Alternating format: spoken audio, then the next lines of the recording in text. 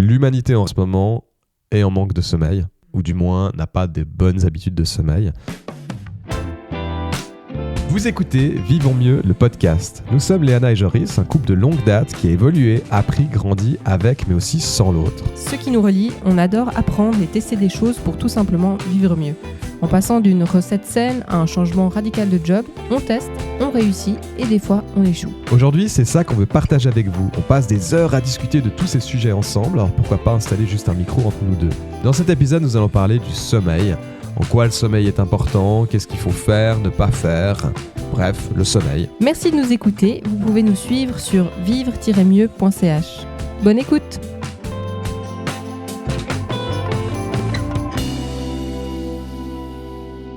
Alors, le sommeil, ce grand sujet, déjà grand sujet parce que c'est quelque chose qu'on passe une grande partie de notre temps à faire, ou en tout cas qu'on devrait passer une grande partie de notre temps à faire, et on va voir pourquoi justement dans cet épisode. Sommeil dont je manque actuellement. Oui, parce que tu es en jet lag là. Ouais. Tu reviens des États-Unis, ouais. Je reviens des États-Unis et du coup, c'est aussi un sujet dont on va parler, le jet lag, ou comment faire pour gérer aussi ces moments-là où tout d'un coup on a moins de sommeil et puis où notre sommeil est déréglé. Je pense que pour introduire l'épisode, on a les deux lu le livre qui s'appelle Why We Sleep de Matthew Walker, qui est donc un Anglais qui a simplement fait un livre sur pourquoi on dort et qu'est-ce qui se passe. Et je pense qu'on va pas mal prendre les sujets qu'il donne parce qu'en fait c'est tellement intéressant et puis en fait on se rend tellement compte de à quel point dormir est primordial pour notre santé. Exactement, oui, c'est vraiment un expert qui a étudié le sommeil pendant des années. Et en fait, la première chose qu'il dit, c'est que l'humanité en règle générale en ce moment est en manque de sommeil, ou du moins n'a pas de bonnes habitudes de sommeil. Chose que je me souviens la première fois que j'ai vu, j'étais là, bon, à ce point-là. Ouais. Il explique un peu pourquoi. La première chose qu'il explique, c'est qu'on devrait dormir entre 6 et 9 heures par jour. Ouais, minimum 6 à 9 heures. En fonction du type de personne qu'on est, on va peut-être plus chercher dans le 6 ou plus dans le 9. Et que ça va dépendre de nos ancêtres. C'était ça? Exactement. Il y a un chronotype, je crois, comme il l'appelle. Oui. C'est-à-dire qui remonte à nos ancêtres, qui remonte à la façon dont on dormait à l'époque pour notre survie. C'est-à-dire qu'il y avait, dans un groupe de personnes, toujours une personne qui était réveillée pour monter la garde. Donc, ça veut dire qu'il y avait certains types de personnes qui étaient des couche-tôt, qui dormaient la première partie de la nuit, certains autres qui dormaient à peu près au milieu, et d'autres qui étaient plutôt couche-tard et qui se réveillaient donc plus tard le matin. Et ça, c'est d'ailleurs un peu un débat, je trouve. Il y en a qui disent « Ah, mais on pourrait tous être des lève-tôt ou on pourrait tous être des couche-tard ». Mais en fait, il y a maintenant de plus en plus de preuves scientifiques qui montrent qu'on a quand même de base un chronotype qui fait qu'on a une tendance à soit être un couche-tôt, lève-tôt, être un moyen, on va dire, et puis être un couche-tard. Vous avez peut-être entendu parler des différents types comme... des animaux. Ouais, ces animaux. Ouais, il y a quoi? Il y a le lion, l'ours. Oui, le lion, l'ours, je sais plus exactement. Mais bref, ce qu'on en retient, c'est qu'on a déjà en nous une espèce d'horloge interne en lien avec le sommeil. Après, on apprend aussi que suivant l'âge qu'on a, on va aussi modifier notre rythme de sommeil. Exactement. Typiquement, un bébé, on sait que ça dort environ beaucoup. Exactement. Mais aussi l'adolescent. Exact. Et un adolescent, donc, il passe d'une taille d'enfant à une taille d'adulte, avec un cerveau d'enfant, un cerveau d'adulte. Donc, il y a beaucoup de choses dans le corps qui se passent à une vitesse hallucinante, qui fait que c'est pour ça qu'on passe l'adolescence à avoir un peu mal à la vie tout le temps, à être pas très très bien, à devoir faire la fête tout le temps pour pour profiter quelque part pour sortir de cette espèce de mal-être constant. Et forcément là-dedans, le corps a besoin d'énormément de sommeil. Ouais. Et en même temps, il se couche aussi de plus en plus tard, souvent. Ouais. Et donc ça fait vraiment ce décalage où les adolescents souvent se couchent plus tard et ont besoin pourraient dormir jusqu'à midi, 1 heure. Je me souviens, je pouvais dormir jusqu'à 15 heures, ça m'arrivait. Ouais, sans souci. Et voilà. Et du coup, on apprend effectivement qu'à un moment donné dans l'adolescence, c'est normal de dormir beaucoup. Parce qu'en fait, le corps, il prend une charge hallucinante et puis il en a besoin. Il doit récupérer. Et ça arrive sur le deuxième sujet qui est à quel point le sommeil va en fait venir recharger nos batteries et que, en fait, il l'explique assez simplement. Il dit, si vous voulez vivre plus longtemps, vous pouvez faire du sport, manger bien, mais la première chose, c'est bien dormir. Si vous dormez bien, le reste après peut être fait, mais si vous faites beaucoup de sport, vous mangez bien, mais que vous dormez mal, il se passe pas grand-chose. C'est pas pour rien que quasiment la totalité des animaux sur cette planète dorment, mine de rien. C'est que ça doit avoir une utilité. Et c'est ça qu'on va creuser maintenant. C'est quoi l'utilité en fait du sommeil ? Ouais. Et qu'est-ce qui se passe finalement quand on dort pour qu'on soit en train d'en parler maintenant ? Ouais. Donc il y a différentes phases dans le sommeil. C'est quoi la première phase ? Il y a une phase de sommeil qui est la phase de sommeil léger, où on dort mais pas très profondément. Il y a une phase de sommeil qui est le sommeil profond et le sommeil paradoxal. Et qu'est-ce qui se passe du coup dans le sommeil profond ? Dans le sommeil profond, c'est vraiment cette phase où c'est l'esprit qui se repose. On voit que les ondes du cerveau deviennent très lentes et on voit peu d'activité au niveau cérébral, sauf dans certaines parties qui sont les parties qui servent justement à la récupération. Et du coup, qu'est-ce qui se passe pendant ce sommeil profond ? En quoi c'est bénéfique pour nous ? Dans ce sommeil profond, du coup, en fait, c'est le corps qui se régénère complètement. C'est vraiment là où notre cerveau et notre corps récupèrent. Exactement. C'est vraiment la recharge de batterie pure et simple. Et le sommeil profond, il est nécessaire si vous avez fait une grande randonnée, que vous revenez, vous êtes complètement fatigué. Si le lendemain vous vous réveillez plus frais, c'est le sommeil profond qui est en charge de ça. Ensuite, on a la deuxième phase qui est le sommeil paradoxal. Qu'est-ce qui se passe dans ce sommeil paradoxal ? Alors là, dans le sommeil paradoxal, c'est la partie du sommeil dans lequel on rêve. Donc, on l'appelle aussi le REM, Rapid Eye Movement, c'est-à-dire parce qu'il y a beaucoup de mouvements au niveau des yeux, mais tout le reste du corps, en fait, est paralysé à ce moment-là. Et ce qui se passe à ce moment, c'est le processus de gestion des émotions, en fait.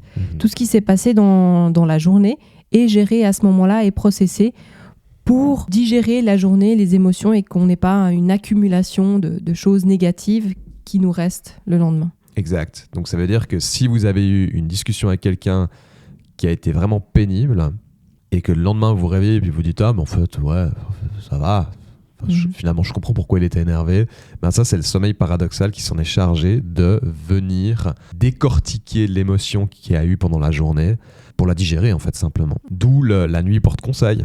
Exactement. D'où ces phrases-là où mais dormir, tu dors, tu verras, tu auras les idées plus claires le lendemain. C'est vraiment ce sommeil paradoxal qui va venir remettre de l'ordre dans les idées. C'est nouveau, ça, c'est aussi une expression qu'on retrouve pendant notre sommeil. Et c'est pour ça qu'on rêve. Quand on rêve, en réalité, le cerveau est dans l'émotion à ce moment-là, en fait. Il gère donc les émotions, mais aussi de l'information, c'est-à-dire tout ce qu'il a reçu en termes d'information durant la journée. Donc ça peut être un cours qu'on a suivi. C'est pendant ce sommeil paradoxal qu'il va venir digérer l'information qu'il a reçue pour qu'elle s'ancre dans notre tête. Exactement. Il y a aussi le sommeil, de manière générale, a une énorme utilité sur la mémorisation, sur tous les processus d'ancrage de la matière, de ce qu'on a appris dans le cerveau. Paradoxal, ça gère quelque part les émotions, l'apprentissage, l'information, etc. Et le sommeil profond, c'est notre corps qui a besoin de régénération et détoxification. On voit aussi que ça enlève toutes des mauvaises toxines qui se créent aussi. Et même le fait de ne pas dormir, ça crée des toxines. Au contraire, donc c'est vraiment une détox. C'est vraiment conseillé de dormir. C'est vraiment conseillé. Voilà, fin de l'épisode. On comprend du coup à quel point c'est important et à quel point ne pas le faire, c'est vraiment mettre en péril sa vie. Parce qu'il se passe, c'est que on ne rattrape pas des heures de sommeil. Ouais, ça c'est une idée reçue qu'on a souvent, c'est j'ai pas beaucoup dormi cette nuit, du coup je dormirai le double et puis c'est bon, je rattraperai mes heures le lendemain. Sauf que non. Du sommeil perdu, c'est du sommeil perdu. Exact. Et du sommeil perdu, c'est des jours de vie perdus. Voilà. Sans vouloir vous déprimer pour tous ceux qui ne dorment pas. Non mais c'est ça, on peut pas dormir 2 heures une nuit et puis se dire la prochaine je fais plus long pour récupérer, ça ne marche pas comme ça. C'est vraiment... c'est perdu pour perdu. Voilà, un peu sur la base, qu'est-ce qui se passe pendant le sommeil. Maintenant, regardons un peu qu'est-ce qu'il faut faire et qu'est-ce qu'il faut surtout pas faire.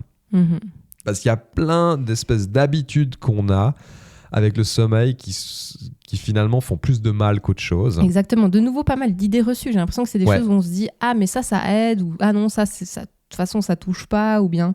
Exact. Prenons déjà pour les choses à faire.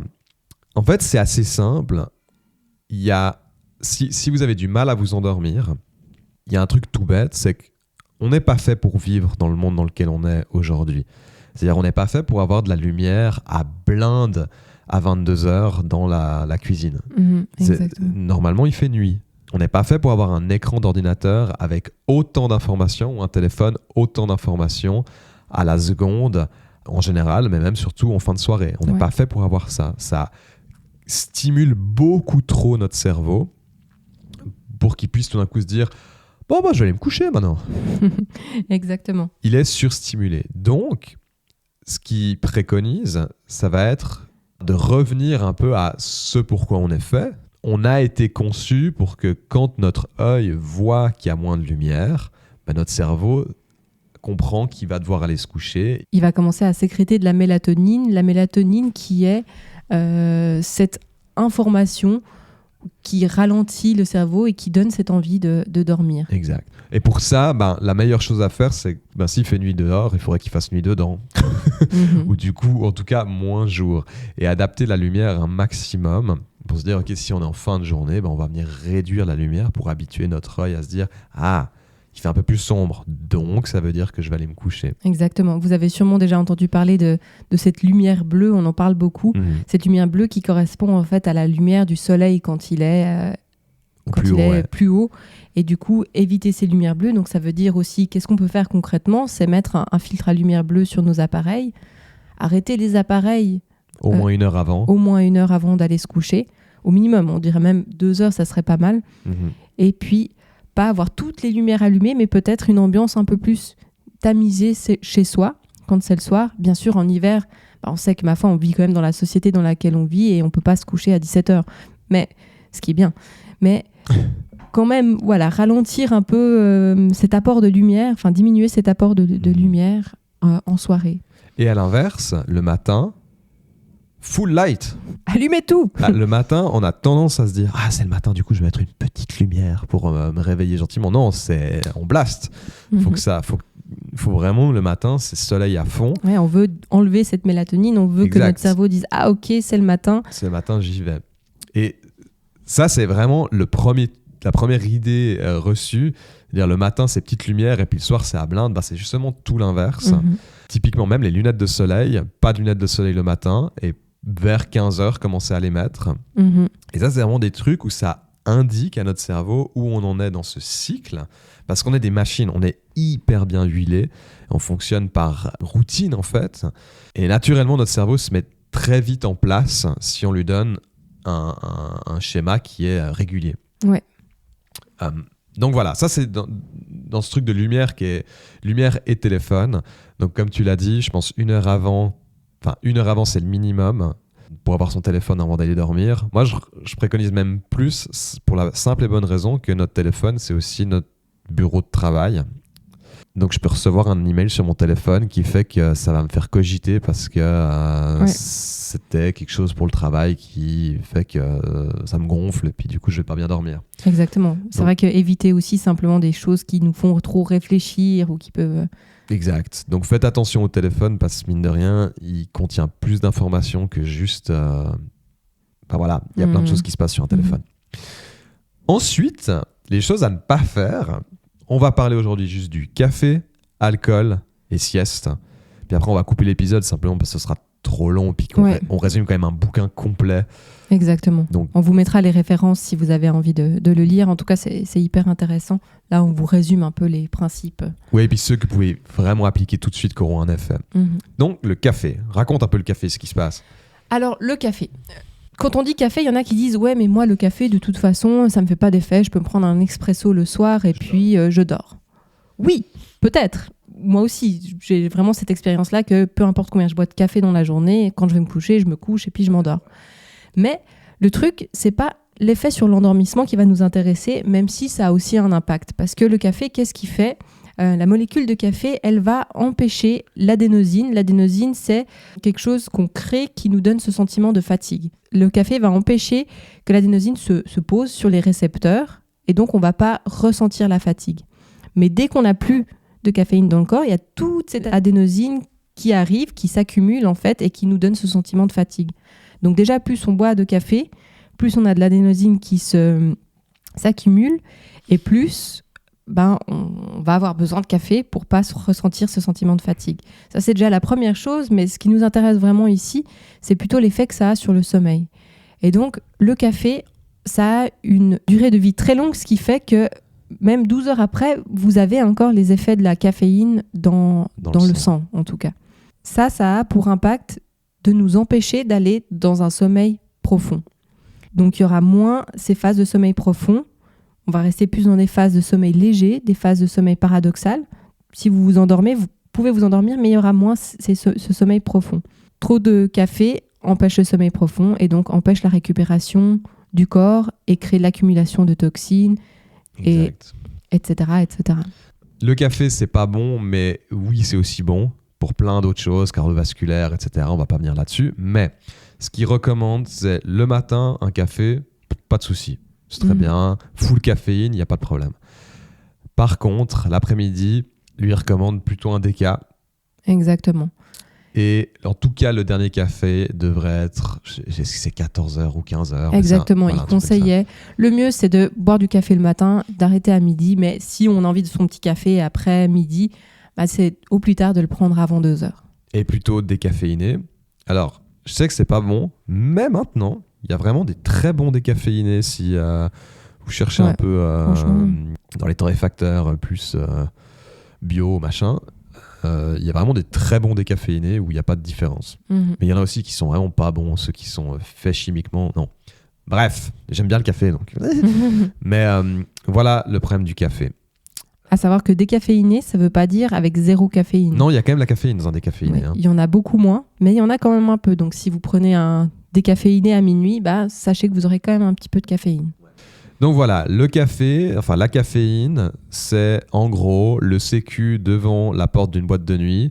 Dehors, c'est tout le sommeil qui veut rentrer. Le sécu dit non, vous rentrez pas. Puis tout d'un coup, il a fini son shift, donc la caféine marche plus. Toute la fatigue peut rentrer. Et là, on fait « Oh, putain, fatigué, je vais me reprendre un café. » Exactement. Voilà un peu ce qui se passe avec la caféine. Ensuite, l'alcool. Qu'est-ce qui se passe avec l'alcool? L'alcool empêche le cerveau d'aller dans le sommeil paradoxal. Donc, ça fait que si on boit d'alcool, on ne peut pas vraiment bien gérer les émotions de la journée. Et ça, je trouve ça assez dingue parce que du coup, je pense au poivreau de bar qui boit tous les soirs toute la cuve. Et qui ressasse toujours les mêmes problèmes. Toujours la même histoire depuis 20 ans. T'es là, en fait, ce qu'il faudrait, ce serait juste dormir. Sans alcool. Sans alcool. Donc voilà, l'alcool, en fait, simplement empêche ce sommeil paradoxal, donc empêche de gérer les émotions. Donc vous, en fait, vous tirez toujours cette même valise de problèmes jour après jour à cause de l'alcool. Après, vous direz, oui, mais quand je bois, justement, j'ai l'impression que je rêve énormément. Et des rêves bizarres et tout. Mais ça, c'est vraiment dû au fait que ça décale le sommeil paradoxal au moment où vous n'avez plus d'alcool dans le sang, donc en fin de nuit, là où vous commencez un peu aussi à vous réveiller, ou quand vous vous réveillez en sommeil paradoxal. Mais c'est simplement le cerveau qui essaye d'avoir sa dose de sommeil paradoxal, mais qui n'y arrive pas et qui est du coup en manque de ce sommeil paradoxal. Ouais, c'est pour ça que tout d'un coup, vous avez des rêves super bizarres quand vous êtes bourré. En fait, tout d'un coup, il arrive enfin un peu à aller dedans, puis il prend tous les rêves en même temps, puis on comprend rien. Donc voilà, l'alcool, on préconise plutôt à 9h du matin. Non, c'est pas vrai. Non, évidemment que si on fait tout ce qu'il dit, on a une vie un peu fade, mais juste de garder en tête, ok, si je bois de l'alcool, je sais concrètement que ça va faire ça dans ma tête. Exactement. Et c'est juste s'en rendre compte et puis pouvoir se dire, ok. Et juste s'en rendre compte, voilà, et puis de ne pas abuser là-dessus. Donc on a dit café, alcool et le dernier... On voulait parler de la sieste. La sieste, son problème, enfin sa qualité, c'est que ça nous régénère, donc ça c'est super. Le problème, c'est que si on fait une sieste trop rapprochée du moment où on va se coucher, notre cerveau va penser que la sieste, c'est en fait notre nuit. Exactement. Et nous, c'est une sieste, donc on a peut-être fait 20 minutes de sieste. Et du coup, on se réveille. Et puis, c'est souvent pour ça qu'on se réveille des fois complètement décalé. Après, plus on a l'habitude, mieux ça va. Mais quand même, on n'est pas si bien que ça. Et du coup, le moment du coucher, en fait, le cerveau, il s'est dit « Ah tiens, mais en fait, on a vraiment eu une nuit, mais trop courte. » Enfin bref, on décale complètement tout ça. Exactement. En fait. Il y a 2 éléments à prendre en compte dans la sieste. C'est le moment à laquelle on l'a fait et la durée de la sieste. Parce qu'une sieste, c'est pas forcément à proscrire. Une sieste, ça peut être bien si on ressent de la fatigue. Parce que savoir justement qu'on a cette molécule d'adénosine qui se crée, qui s'accumule. Et quand on fait une sieste, on enlève quelques-unes de ces molécules. Donc, ce qu'il faut faire attention, c'est de pas d'en enlever trop avant d'aller se coucher, parce que sinon, on est plus fatigué et on va pas se coucher à l'heure à laquelle on devrait se coucher. Et aussi, de pas dormir trop longtemps. Parce que si on dort plus, lui, il conseille entre 10 et 20 minutes. Ouais. Si on dort plus de 20 minutes, ça donne l'information à notre cerveau, justement, qu'on rentre dans un cycle de sommeil. Et c'est justement ce qu'on veut pas. On veut juste pouvoir enlever un peu de fatigue sans rentrer dans un cycle de sommeil. Vraiment avoir cet un peu entre deux, où quand on dort, on a l'impression de même pas avoir vraiment dormi. On a juste on veut ce sommeil léger. Exactement. On veut pas rentrer dans le paradoxal ou le profond. Donc, pour la sieste, on peut la faire. Ce qu'il préconise, c'est pas avant 15h, pas après 15h, je crois. En tout cas, en gros, ce que j'ai retenu, c'est pour le café comme pour la sieste, c'est en gros pas l'après-midi, quoi. Ouais, c'est ça. Mais le matin, faire une sieste de 20 minutes ou à midi après avoir mangé, une sieste de 10-20 minutes, il n'y a aucun souci. Et que si vous êtes fatigué parce que votre semaine a été telle, essayez juste de reprendre un rythme de sommeil le plus régulier possible et ça ira tout de suite mieux. Mais de prendre la sieste, etc. En fait, à chaque fois, vous vous décalez là-dedans. Tu l'as expérimenté encore ce week-end, mais on l'avait expérimenté il n'y a pas longtemps avec le décalage horaire. En suivant un peu ces principes de remettre tout de suite un rythme et de pas dormir quand on a envie et d'éviter typiquement alcool, café, sieste, etc. fait qu'on se met tout de suite dans le bain. Et je repense à l'époque où je faisais beaucoup plus de tournées à l'étranger, où je devais vivre passablement le décalage horaire. Je me souviens, à 17h, je m'envoyais un café puis une sieste en même temps. Et une bière en te levant. Puis une bière en me levant. Enfin, à aucun moment, j'aidais mon corps à lui faire comprendre où il était, en fait. Il y a plein d'autres choses qu'on peut parler, notamment ce qui se passe quand on n'a pas beaucoup dormi. Le fait que si on dort pas beaucoup, le corps il pense qu'on est en survie par rapport à nouveau ce pourquoi on est fait. Donc si on a passé une mauvaise nuit, ça veut dire qu'il y a eu un danger constant. Du coup, il est en survie. Du coup, il va pas fonctionner à 100%. Enfin bref. Ouais, ça a même un impact sur la prise de poids, le mauvais sommeil. Enfin, ça a tellement d'impacts différents. C'est hallucinant. Ouais. Moi, quand je me souviens, quand j'ai lu ce truc, je me suis tout d'un coup dit mais je n'avais pas idée en fait que faire du yoga tous les matins, c'est bien. Mais dormir, c'est beaucoup plus important que ça. Manger bien, c'est super. Dormir, c'est plus important. Et en gros, quoi qu'il se passe, avoir une bonne hygiène de sommeil, c'est juste primordial pour notre santé. Donc, on a parlé du sommeil, des différentes phases, paradoxales, profondes, qui sont les plus importantes, d'éviter le café l'après-midi, d'éviter l'alcool avant d'aller dormir, les siestes aussi, des courtes et pas proches du sommeil, enfin pas proches de l'heure de coucher. Et encore une chose qu'on n'a pas vraiment précisé, mais l'importance de garder un rythme régulier. Exact. Le sommeil ne se rattrape pas, donc ça ne sert à rien de se dire je vais me coucher et dormir tout d'un coup jusqu'à je ne sais pas quelle heure. Ce qui est plus simple pour le corps, c'est de garder un rythme régulier. Si une fois vous avez moins dormi, ma foi, tant pis, de toute façon ça ne peut pas se rattraper, mais d'essayer de garder un rythme, de même heure de coucher, même heure de lever, c'est vraiment quelque chose qui aide énormément, surtout si vous avez des troubles du sommeil. Exact. Et comme on a discuté, donc faire attention à la lumière, essayer de plus possible imiter la lumière extérieure à l'intérieur, enfin intérieure à l'extérieur. Enfin, faites en sorte qu'il fasse pas trop jour le soir et pas trop nuit le matin. Voilà, c'est tout. C'est la fin de cet épisode. J'espère que ça vous a plu et puis que ça vous a appris des choses sur le sommeil. Et pas de panique non plus, parce qu'il y en a plein qui ont aussi des rythmes irréguliers. Ma foi, on fait au mieux, mais de connaître un peu ces principes, ça permet quand même d'ajuster tant qu'on peut. Oui, simplement, je vous conseille de le lire. Si vraiment le sujet vous intéresse et que ça vous a éveillé des questions, lisez-le. Il y a tout un chapitre sur les gens qui ont des horaires irréguliers, qui doivent travailler de nuit, etc., qui est très intéressant. Si vous avez des questions, des commentaires, n'hésitez pas à nous écrire sur notre site internet vivre-mieux.ch ou sur notre adresse email qui s'appelle podcast@vivre-mieux.ch. N'hésitez pas non plus à nous mettre 5 étoiles si vous avez bien aimé ou à conseiller ce podcast. Pour le référencement. Merci beaucoup et à bientôt. À bientôt.